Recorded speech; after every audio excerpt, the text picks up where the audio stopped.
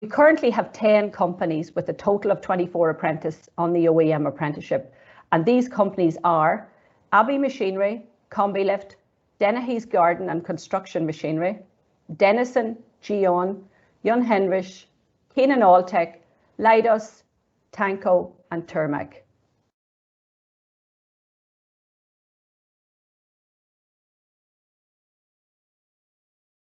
Slide 3, Siobhan, when you have a moment, please. On slide 3, you'll see the companies that have been involved in developing the programme and on the CSG over the past number of years. While these companies were there while we were developing the programme and during the launch, and are looking to the future to put Apprentice on the programme. We also have 4 new companies in the process of registering and recruiting for the October 2021 intake. They are Lister Machine Tools from Bluebell in Dublin, Arjo from Mulhuddart, Dublin, Dynamic Control Solutions from Edgeworthstown, County Longford, and LSM Engineer in Portlaoise, County Laois. So that's just a little bit of background on the OEM apprenticeship and the companies that have been involved to date. I'll now hand over to Martin McVicker, Managing Director of Combilift, and Aidan Kinsella, CEO of Denison Trailers, to give us their thoughts on the apprenticeship programme from a company and employer's perspective and some background and where they see the future of the programme. So over to you, Martin and Aidan, please, when you're ready. Thanks, Anne-Marie. Thank you very much, Anne-Marie, and good morning, everyone. And I suppose I think Anne-Marie has probably set the scene in terms of the apprenticeship programme and the kind of companies that it was developed in collaboration with. But giving you a little bit of background, here in Combilift, about 7 years ago, we realised, you know, for the skill demand we required to manufacture the forklifts we're making, we needed to start to develop some in-house training programs. And as a company, we actually started with a traineeship, which was a level 5 program about 7 years ago in collaboration with Monaghan Cav and ETB. But we realised, you know, for progression, we really wanted to develop a program at a level 6 level. And we were fortunate with the Apprenticeship Council that there was a call for companies to develop industry-led apprenticeships. So about 4 years ago, we actually collaborated with 22 other manufacturing companies across the island here. And I know you've already seen many of the logos, but in particularly with Denison Trailers and Dairy Master and many of the other ones. And we actually met together to see how could we develop an apprenticeship that would meet the demands of the manufacturing industry in Ireland and the industry that surrounds the manufacturing, you know, service companies, etc. And during them early meetings, we realized, you know, one common theme is on the equipment we're all manufacturing, they're getting more sophisticated, there's more electronics incorporated, and very much this apprenticeship is developed around the future needs of the manufacturing industry. And to use a term very much, we would say a lot of the core content is based around mechatronics, where it's combining mechanical and electronics in an apprenticeship program. But the one thing that's really attractive for us as business owners and managers is that an apprenticeship program, the individual is learning academically, but also putting what they learn into practice in our industries. Because we all know as companies, we're all looking at employees that have skill. And the most effective way to learn a skill is by putting it into practice. And we're a big advocate of apprenticeship programs. In fact, we run many other apprenticeships within our business here. But the OEM apprenticeship is very much tailored around the manufacturing companies and the services of them goods that are manufactured to support. And for a company like Combilift, not only is it important to our business here for the equipment we manufacture, but that after sales service support, we as a company, we have more than 100 people based abroad supporting our equipment. So there's great opportunity for individuals to join the program, become an OEM apprentice. And for those of you young people that want to travel abroad or any age, this program really gives that opportunity where people can travel with the skill that brings value to Irish companies anywhere around the world.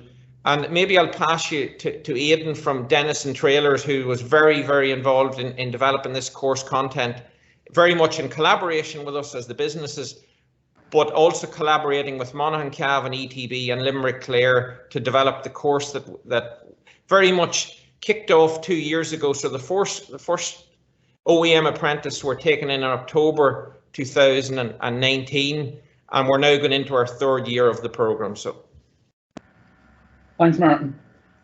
Just follow on from what Martin was saying. Martin came out to the industry through the Apprenticeship Council and asked all of the companies to get involved a number of years ago in the OEM. Denison's had a background with craft apprenticeships, and we've been quite successful with them. And the key there was that we'd set up a mentoring and a chaperone system to mind the apprentice as they came through the company. So we got involved in the OEM, and that was part of what we developed as well. In every company, you have to have a mentor to look after the apprentice. Martin mentioned you're using your hands and your head in the program for OEM. But one of the key things that we actually done with the OEM apprenticeship was when we sat down and started doing all of the academic side that we thought we needed to actually do, we were linking that right back to how it would be implemented in the workplace. And we had some very good people, a guy called Tom Corrigan, and we had dipped on the quality assurance side, who come out into Combilift, into Denison, into Dairy Master, into Dramone, into Multihog, to see that what we were actually teaching, could the companies actually deliver? And if they couldn't deliver, right, could other companies partner? So for instance, one of the things that we can do with apprenticeships on the OEM program is that if a company has a particular skill gap, right, Denison's or Combilift, some of the bigger companies are willing to lend some of our facilities and take that apprentice on and actually help train them and get them across where there might be a skills gap in it. The other key thing I think that in the OEM, and Limerick Clare was mentioned and Cavan Monaghan, and that was quite strategic. And the reason is, if you look at the broad range of companies that have been put up there this morning, they tend to be in clusters. Down in the southwest of the country, up into Monaghan, Cavan, Louth, and then there are outliers like ourselves, Tanko and Carlow and all that, so we have to decide where we'll go. But we strategically decided on Limerick Clare and we decided on Cavan Monaghan. So that's kind of the background as how we developed the program, how we actually went out into the industry and made sure we could deliver in the actual factories. And looking forward to the future, it's quite an interesting day actually to be having this program, because yesterday the two ministers, Minister Harris and Minister Collins, launched a national apprenticeship action plan. And I had a skim of it yesterday.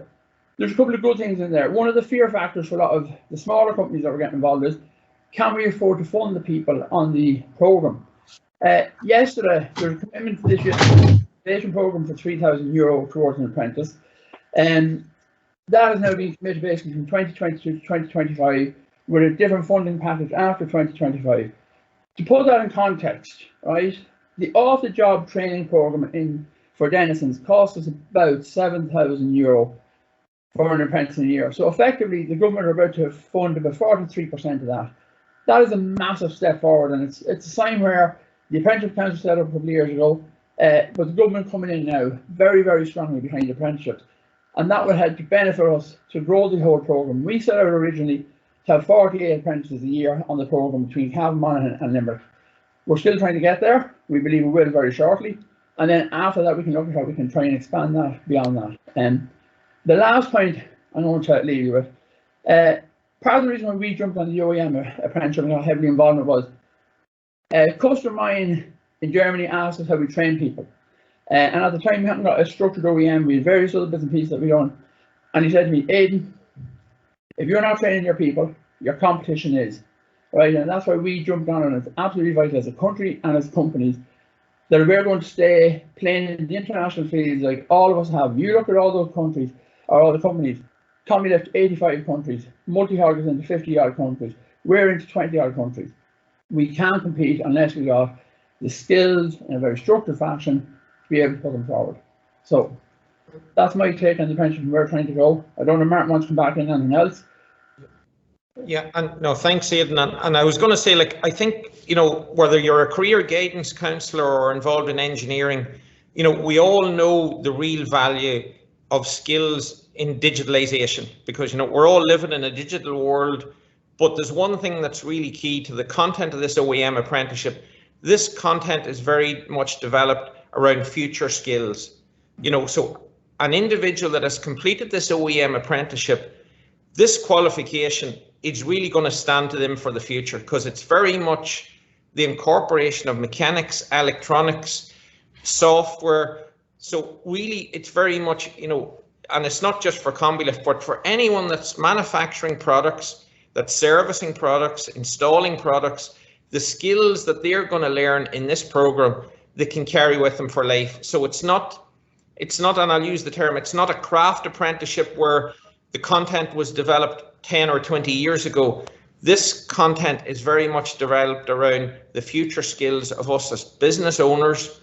And if it's developed around the future of us as business owners, that skill is of value in any country around the world, because we're all manufacturing, like we're companies, we're competing in the world stage anyway.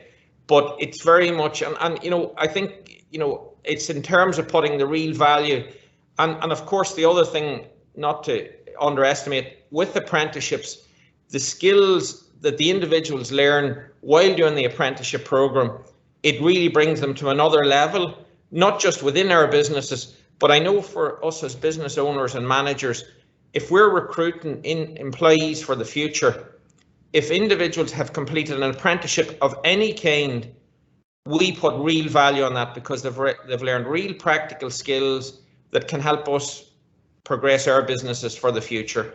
So I think maybe if you're okay, Aidan, we'll pass back to Anne-Marie there, please. That's perfect, yeah.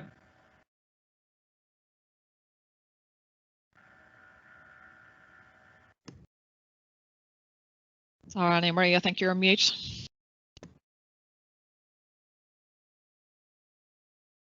Thank you, Siobhan. I was indeed. Sorry about that. Thank you very much, Martin and Aidan, for a great background on where the programme is started from and why it's there and where you see it going in the future, which is all very, very positive, and we appreciate you giving us all of that information. Thank you. Stephen Carn, Coordinating Tutor on the OEM Apprenticeship, will talk us through the modules the apprentice study on the programme and showcase some of the state-of-the-art equipment and tools the apprentice get to work with during their 3 years on the programme. Stephen, in your own time, please, whenever. Thank you, Anne-Marie. Well, good morning, everybody. And as Anne-Marie said there, I am Coordinating Tutor on the programme. And my role here this morning is just, as she said there, to give you a kind of a snapshot or just an indication of what the modules are taught across year 1, 2 and 3. And I have a little video here that we're going to play as well. So just bear with me 2 seconds so I can share it.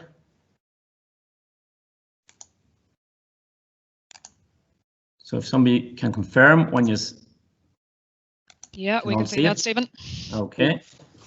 So I suppose, first of all, the OEM apprenticeship, it covers a wide range of modules, across a lot of subject areas, and in those modules there's a great commonality with them, that one module kind of complements the other.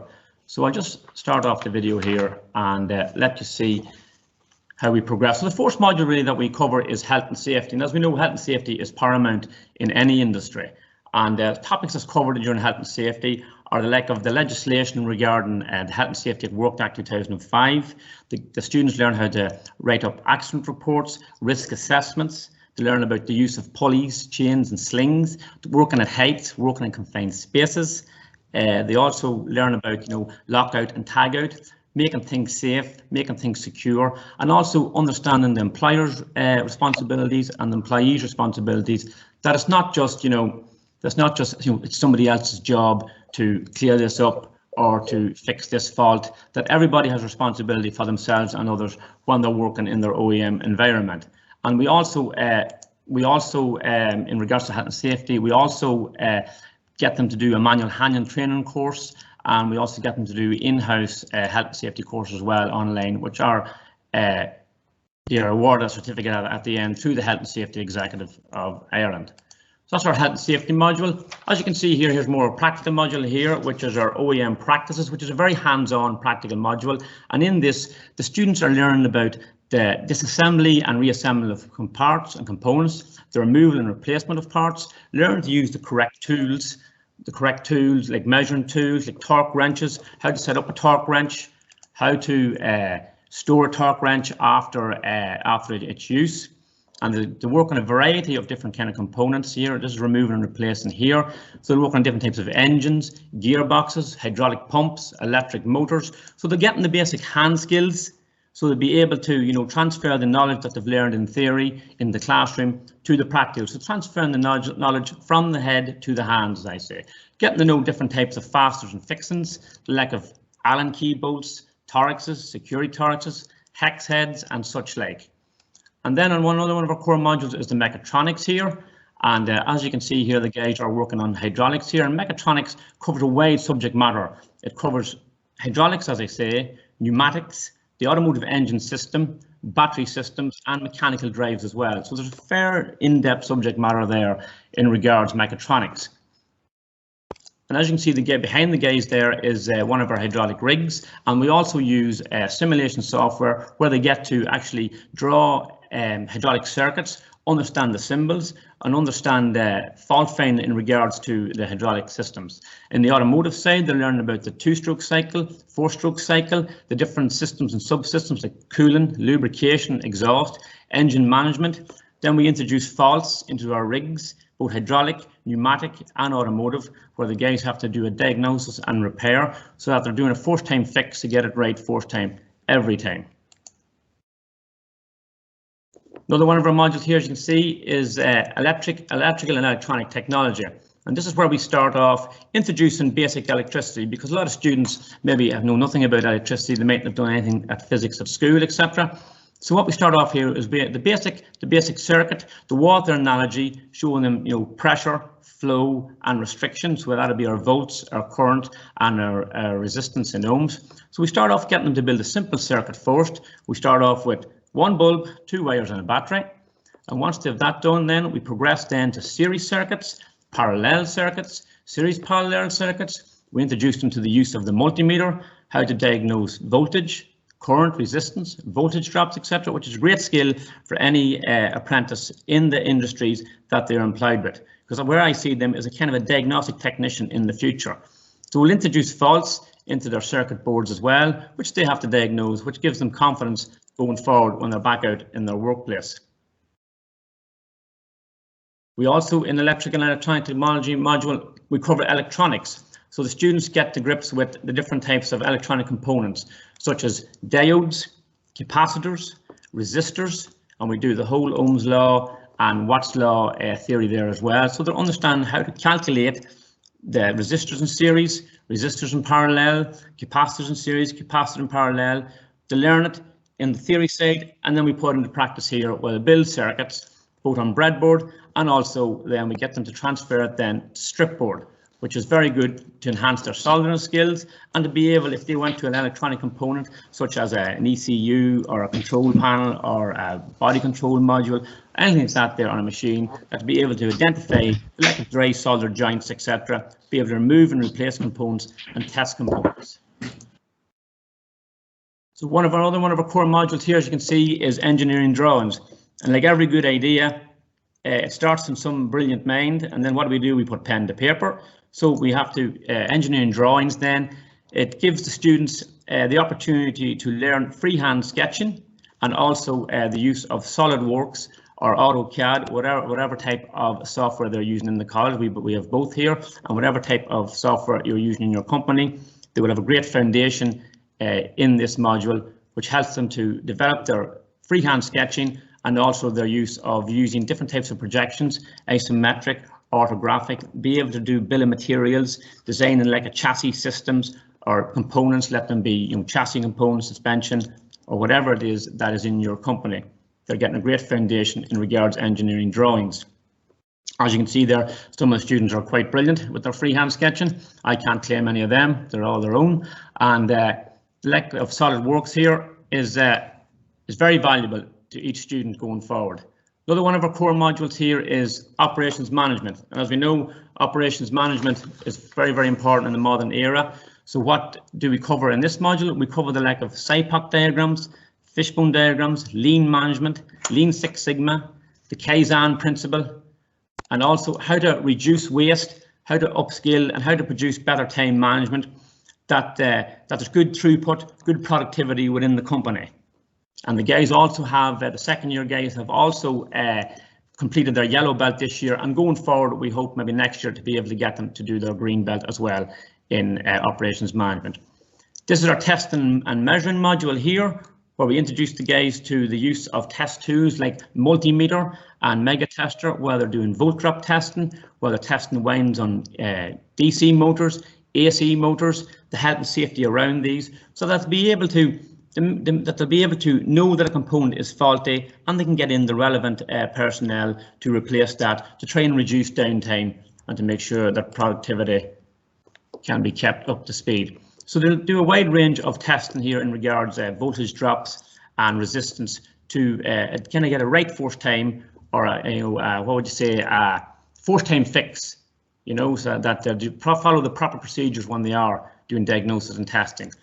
Here in our hydraulic rig here as well, this is another part of testing and measurement, and also it crosses over into mechatronics and analytical and problem solving, because as I said earlier, we introduce faults here into these panels that the students have to diagnose and repair themselves. So if you see there, we have the electrical side, we have the mechanical side, and just there to the left of that, just a wee bit out of shot, is the PLC side, where we're introducing the electronic side, where going forward in year 3 they'll do industrial robotics and PLCs, where they'll learn about PLCs in regards inputs, processing and outputs, learn to do ladder logic and the ladder diagrams, and be able to test, diagnose and repair those systems as well. This is another one example of our analytical and problem solving module here, where the students are building a hydraulic circuit that had a built-in fault simulated by a restriction valve, and then they have to diagnose it themselves. I think one of the ones coming up now soon is where there was a fault with a motor and they were successful in getting this fault rectified, which gives confidence to them, helps their analytical skills, helps their diagnostic skills, be able to make a kind of a flow chart diagram. They write it out step by step to know what steps to follow. If you have a good thorough diagnostic process, well then you're going to get a right force time fix. Here again, if you just pause again 1 second here, just to let you see here, this is one of our other training rooms in the Mon Institute, and we have purpose-built panels here. To the left we have our pneumatics, just to the middle there we have our PLC, and then we have motor control as well. So we have a selection of PLCs there, we have AFM, we have Mitsubishi, then we have motor control here as well. And like I said, in the PLCs there, we're introducing them to the basic PLC function. I would compare it to, like their own brain, this is where all the processing is done, and their arms and their legs is their actuators, and their sight and their sound is their sensors. So that's where I kind of bring it back to kind of something that they can relate to. Like a light is something that switches on with a switch and a light, but the computer's just in between making it work. So PLCs, industrial robotics as well. Industrial robotics is where we are introducing them to robotics in the OEM environment, where robotics fits in the OEM environment, in the lack of robotic welding, robotic spraying, and where robotics and the human operator can work in unison, because we know they have to be able to work hand in hand if companies are to be successful. Also, here is just another example of our analytical and problem solving, where there was a built-in fault in this engine rig, and the guys had to diagnose it and repair using various test tools like the multimeter there, and also I think a spark test tool coming up as well. And as I said earlier, these whole modules have a kind of a commonality, so they all complement each other. Like mechatronics will complement analytical and problem solving, electrical and electronic technology will complement testing and measuring, and PLCs, etc. So they get a wide range of modules, they get a variety of subject matter to try and instill a lot of I suppose hand skills, technical skills, electrical and electronic skills, and fault finding skills. And just as you look there now at a few of the fade-ins, I just want to also say, apart from the main core modules that they do, the practical and electronic ones, there's also 3 underpinning modules, which are team leadership, communication, and applied engineering, which also enhances their calculating skills, their presentation skills, their writing skills, interpersonal skills as well, to further enhance them and to make them a better apprentice and a better employee for you in your workplace. So that's really the snapshot of my input today and the modules. And if there's any questions, like Anna Marie says, you can forward them to me at the end of the day in the chat box. Thank you very much. I'll hand you back to Anna Marie now. Lovely, Stephen. Thank you very much, Stephen. That was a very informative look at the OEM apprenticeship modules and for showcasing the state-of-the-art equipment in the training centres where the apprentice spend their off-the-job phases. So thank you, Stephen, for that. Jacob, who's up next, is an apprentice with Leidos, and Jacob's going to tell us why he decided to become an apprentice and what it's like to be an apprentice on the programme. So whenever you're ready, Jacob, please.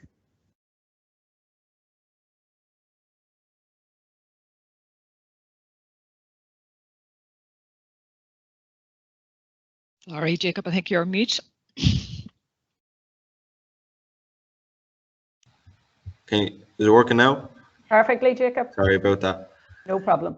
Hello, everyone. My name is Jacob. I work for a company called Leidos, and we specialize in security and detection systems like X-rays, security gates, and swabbing machines that detect explosives and many more systems in the airport.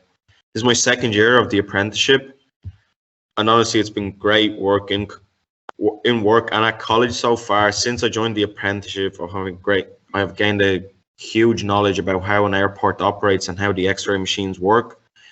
The company has taken me on a great time during a huge project going on in Dublin Airport. The project involved upgrading all X-ray machines from standard 1 and 2 to standard 3. Since day one, I've been involved installing these machines, and it's been an amazing opportunity to learn. I don't think there would have been a better time for me to join. Even though COVID-19 had a huge impact on the aviation industry, I never stopped. The lads in the workplace always made sure to show me new things and explain everything that they knew. The teachers in college, honestly, are some really amazing and very experienced people. They are filled with knowledge, and as long as you have the dedication and you know you like what you're doing, and you will leave this place after 1 year with sorry about that. You will leave the place after a year with so much knowledge, so much more knowledge, and then you can go and put it back into the workplace. That's basically. I joined the apprenticeship because I just thought it would be a great opportunity to learn, and it's just a different way.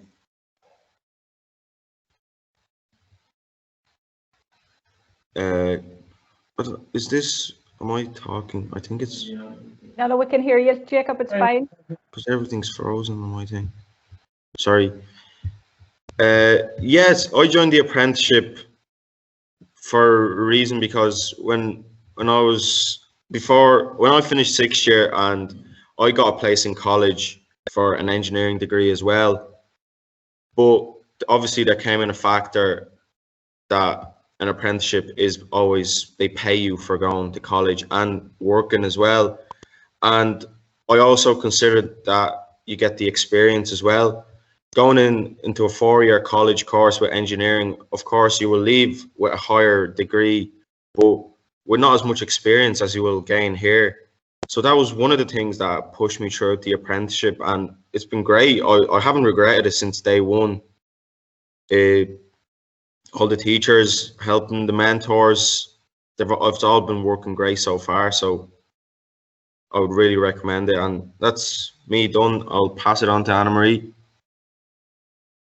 Lovely, Jacob. Thank you very much for your insight into the apprenticeship from an apprentice point of view. Thank you, Jacob, for that. Kieran Brennan from Keenan Alltech will speak to us as a mentor on the OEM programme. So Kieran, whenever you're ready. Yeah, thanks, Anna Marie. Good morning, everybody. And as Anna Marie mentioned, my name is Kieran Brennan, the engineering manager in Alltech, or Keenan Alltech. In there we design and manufacture dilute feeders and systems for the agricultural industry. And I suppose my own background, I started off my career as an apprentice with the German automotive company, and they had a strong focus on apprenticeships and on the training program. So hence my interest in the OEM apprenticeship when it came up, or the OEM apprenticeship system when it came up. So currently we have 2 apprentices here in Keenan's on the course, one in first year and one in second year. So I suppose from the mentoring side of it, really, a mentor is someone who guides a less experienced individual to help them advance in their career. I suppose in summary, that's what it's about. And the ETB in Monaghan, Kevin Monaghan, have provided and do provide training courses for us to cover the various areas that are needed. Each mentor can have a maximum of 4 apprentices within their organisation underneath them, or that they take care of. So I suppose it's all about guidance, leadership, development and growth of the apprentice. If you like, taking them in under your wing and exposing them to what they need to see within the organisation that you work in. Within the company, they spend quite a lot of their time there, so the development and the training plans need to be developed to ensure that they get exposure to the areas that are key to them. And it's all on-the-job learning in collaboration with the course tutors. Again, it's all about getting the exposure to the hands-on skills, and as I say, on-the-job training. That's what it's all about. Now, Stephen mentioned earlier with regard to the different years. In the first year, there's 4 work task assessments, and we're heavily involved in those. Again, we agree with the tutor what's needed to be covered, and we assist in giving the apprentice an outline of what's required of this project. Some of the projects are written, some of them are job card type things, and some of them are projects. So within each of the 3 years, there's various requirements there. And in the 3rd year, there's what they call this Capstone Project, which is a fairly large piece of work. Again, this is something will be coming on as the course develops. So I suppose it's really about assigning projects to meet the outcomes of the course. And I think one of the guys mentioned already, where companies feel that they don't have all the skills that are required within their organisation to meet the requirements, they can be interchangeable between the various companies. So if someone doesn't have robotics or whatever, that can be transferred across from one company to another, or the apprentices can go and sit in that company for a period of time. So I suppose mentoring itself, and it has a lot of benefits longer term. Employees feel more engaged. It's been proven to be a very good model. They feel they're part of the organisation. They tend to stay longer with the company as well. It seems to be one of the benefits of it. So I suppose really in summary, it's all about taking the apprentice under your wing within the organisation, guiding them along, make sure they're introduced to the various people and they get the correct exposure over the 3-year period. I suppose really in summary, that's the main roles of the mentor. Thanks, Anna Marie. I'll hand it back to you there.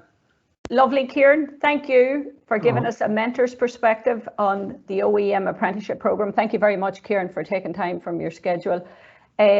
Next, we'll have Sinead McKenna, Training Service Manager here in CMETB, and Kevin Bartley, Apprenticeship Manager for Limerick Clare ETB, and they'll talk to us about apprenticeships in general and some of the stats around all of that. So over to you, Sinead and Kevin, please. Thank you, Anne-Marie. Welcome everyone to this morning's breakfast morning. There are many benefits on becoming an OEM apprentice, and this was very well explained by Jacob, our second-year apprentice. There are no college or apprentice registration fees to the employer or to the apprentice. The apprentices receive a level 6 qualification on the National Framework of Qualifications, which is recognised internationally. The programme, as outlined, is a dual system. It's a blended combination of on-the-job employer-based training and off-the-job training within college. Now, Jacob would have mentioned the number of skills that he would have received through the apprenticeship programme, and I think this is quite vital for someone deciding on an apprenticeship route. We're also exploring entry into Year 2 and Year 3 degrees, so this is also another opportunity for apprentices who wish to progress to higher education. As outlined, an apprentice is an employee, therefore earning while they are learning, with minimal debt after completing their studies. And this is crucial, I think, for many Irish parents and young people planning their education route. In relation to the statistics, and Aidan would have alluded there to Minister Harrison yesterday, promoting the apprenticeship route. So apprenticeship programmes continue to grow and are developed and designed by industry-led groups like the OEM Consortium, which supports growth and competitiveness. And just in relation to a number of statistics, in 2020, there were 19,630 registered apprentices within 60 different programmes, and there are currently plans for additional 18 programmes to be developed. So that gives you an indication on the progression of and how fast our apprenticeships are growing and developing among young people and also among employers. And then in terms of employers, there were over 6,500 Irish employers using the apprenticeship route to recruit and develop such skill and talent. Finally, I think it's important to dispel the myth that apprenticeships are only for men. There was an increase of 114% women registered to apprenticeships in the last 2 years, and the OEM apprenticeship was one of many apprenticeships that attracted female apprentices. I would like to now hand you over to our partners, Kevin Bartley from Limerick Clare ETB. Thank you, Sinead. Good morning, everybody. I'm just going to talk a little bit about the effect of COVID had on apprenticeship over the last 12 months or so. Following a switch to online learning in January 2021, almost 3,000 craft apprentices are now back on further and higher education and training campuses around the country to complete their practical training and assessments.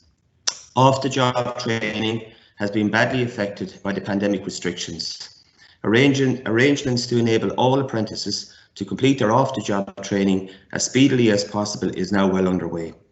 Minister for Further and Higher Education, Research, Innovation and Science, Simon Harris, TD, recently announced €20 million funding to increase craft apprenticeship training capacity. Work is well underway around the country to put additional workshops in place. In addition, it is expected that the National Vaccine Programme will enable a return to full apprenticeship classes on campus later this year. And thank you very much. I'd like to hand you back now to Anna-Marie. Lovely, Kevin. Thank you and Sinead very much for that. Great collaboration between the two ETBs on this apprenticeship programme. Great collaboration with the tutors. They've been in contact with each other on a regular basis to make sure the quality of the programme is consistent across both ETBs. And we will continue that great collaboration and great work going forward on the OEM apprenticeship programme. So thank you, Sinead and Kevin. Just to mention again the incentivization scheme that was mentioned by both Aidan and Sinead and Kevin and that. Siobhan is going to put the link to that incentivization scheme up in the chat window for anybody that would like further information on it. And that incentivization scheme is currently open until the end of June for any employer who puts an apprentice on the programme. Apprentice employers are eligible for £3,000 payment for each new apprentice who's registered between the period of March 2020 and the 30th of June 2021. £2,000 per apprentice is payable at the point of registration. A further £1,000 is payable in the Q3 of 2021 for each eligible apprentice retained on the apprenticeship. And as was mentioned earlier, yesterday Minister Simon Harris announced a new clear action plan on apprenticeships 2021 to 2025.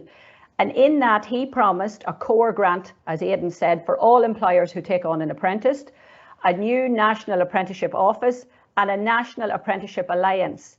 So it just shows how important apprenticeships have become in the whole scheme of the education system and how seriously it's been taken by the government, the department, so we need just to get the word out there to employers, potential apprentice, educators, career guidance counsellors, the teachers, the parents, about how advantageous an apprenticeship is for all involved.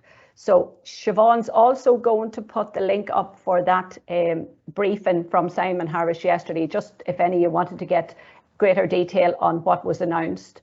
So those links will be in the chat window for you. I would just like to take a moment and show you our website where you'll get further information both on the programme and on our website, where you get further information on the apprenticeship programme. So there's information here for the apprentice and for the employer, and for parents or educators or whoever would like more information. We have a section dedicated to the apprentice, so it tells you about how to become an apprentice. And we also have an area where if a company has a vacancy, they'll put it up on our website and you can contact them directly. There'll be a link to their careers page or their application form or whatever. So that's on the website for you. As an employer, there's information there for employers, how to become an employer on the programme, and what it's like to be an employer on the programme. We have a section for Q&A, news and events, and how to contact us. And then there's apply now, both for the employer and the apprentice. We have the testimonials, as I mentioned earlier, from our apprentice, and we will be going forward. We'll put up the testimonial from Alana from Combi-Lift, who's on first year, and Kiva from Dennehy's, who's also in first year in Limerick. And we'll put those two testimonials up just as soon as they're ready and complete. On the website, we have a guide for the employers, we have a guide for the apprentice, and we have a workplace mentor handbook. So that gives you some information as well, depending on whether you're the employer, the mentor, or the apprentice. So Siobhan is also going to put a link to our website in the chat for you, but it's quite simply oemapprenticeship.ie, and that should take you to the website.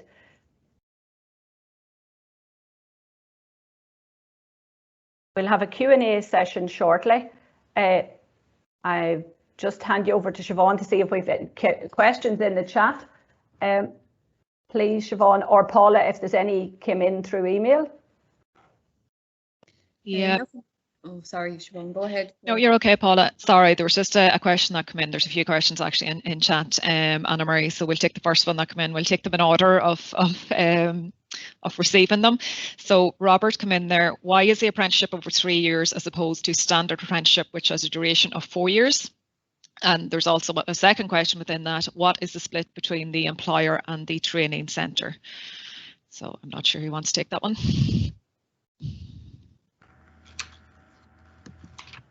Maybe Siobhan, I'll take maybe the first part of it. I mean, you know, with our consortium of companies, when we were developing this OEM apprenticeship with the consortium and with Mononcav and ETB, you know, we very much wanted to develop the program that it would more fast pace the apprenticeship program, because we felt over 4 years maybe some apprentice may lose interest, because, you know, they want to probably upskill themselves at a higher pace. So, and we felt the content we developed was achievable to receive the qualification within a 3-year program.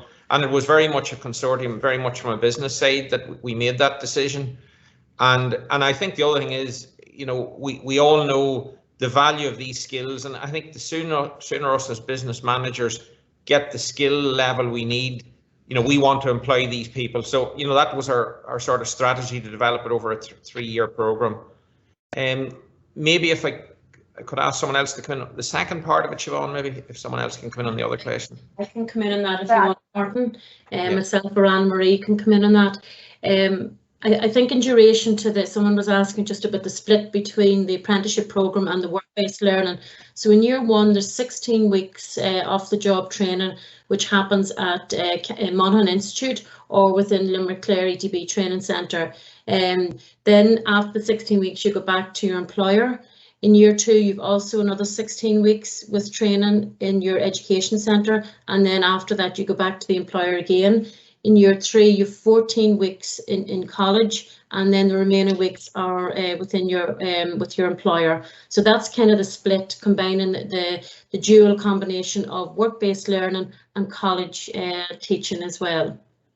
And just to add to that, Sinead, those 16 weeks are consecutive. So you start in October and you're there for the 16 weeks till about February, whatever the 16 weeks is. So it's a consecutive 16-week block in the 2 years and 14-week block in year 3. Can I also say that a big difference with the traditional craft apprenticeships, which are over 4 years, is that with the OEM apprenticeship, your 16 weeks is at the beginning of each year. So you actually learn the theory and you go back and apply it in the workplace. So you're much more work ready when you've done the 16 weeks. Then on the traditional ones, you do the work in the factory, and then you go around the theory. So it's the opposite way around, and it does work. And we've seen that with the apprentices coming back in. There are a higher caliber coming back in out of the college after 16 weeks. Plus, I think with the craft apprenticeships as well, Aidan, that your phase one takes place with your employer, whereas your phase one takes place within your education centre. So that's probably why there's a reduction of time there as well. That's great. Thanks for that, everyone. There's another question there as well, just from William. Apologies, William. I think you were the first one in, and I missed it there just when I was going back up through the chat. Do all apprenticeship applicants have to sit an aptitude test as part of the application process? No, Siobhan, there's no aptitude test. It's a pass in 5 subjects in your Leaving Cert with a pass in maths. That's the initial requirement, and employment with an employer. That's the requirement for the apprentice. And there's more information on that on the website, that, you know, if you were a mature student, how you would get on the apprenticeship and that route as well. That's great, Anna-Marie. And Jacob, sorry to put you on the spot, but I think there's a question in the chat here for you as well. Did you always want to do an apprenticeship when you were in 5th or 6th year? No, I didn't know. I was considering an apprenticeship or college, so I wasn't sure when I was in 5th and 6th year. It was still kind of unknown what I was going to do. Definitely when I was doing my Leaving Cert, I applied for both colleges and apprenticeships. But then coming up towards the end, I decided the apprenticeship would be a better way to go for me. That's great. Anna-Marie, I think that's all that we have in chat there anyway, questions-wise. And have we any questions in on the email or? No, nothing through on the email at the moment, Anne-Marie. Very good. I would just like to take an opportunity to thank everybody, but just before we're doing that, for any companies here today who might be interested in putting an apprentice on the programme, CMETB and Limerick Clare are currently planning the next intake for the first years for October 2021 in both regions. And if your company is interested in putting an apprentice on the programme, the next step would be to complete an expression of interest form. This would be followed by a site visit to assess suitability to train. The contact details should be up on your screen at the moment, and if you want further information or to discuss any aspect of the apprenticeship, please get in touch. I'd like to thank all our speakers here this morning. Martin McVicker, MD from CombiLift, Aidan Kinsella, CEO from Denison, Stephen Carron, our coordinating tutor, Jacob, our apprentice from Leidos, Kieran Brennan from Keenan Alltech, Sinead McKenna, CMETB, and Kevin Bartley, Limerick Clare ETB. I'd also really like to thank Siobhan for all her production this morning and kept us very nicely on track, and Paula for manning the emails and the chat. So thank you very much to everyone for attending. I appreciate you taking the time from your busy schedules, and I hope our morning has been informative for you. And if you have any questions at all, please don't hesitate to contact us. We'd only be too delighted to talk to you about the OEM apprenticeship programme. So thank you.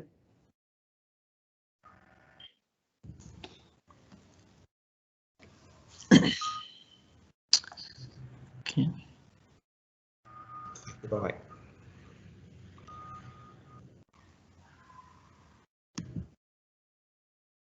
Shaking the scale, yeah,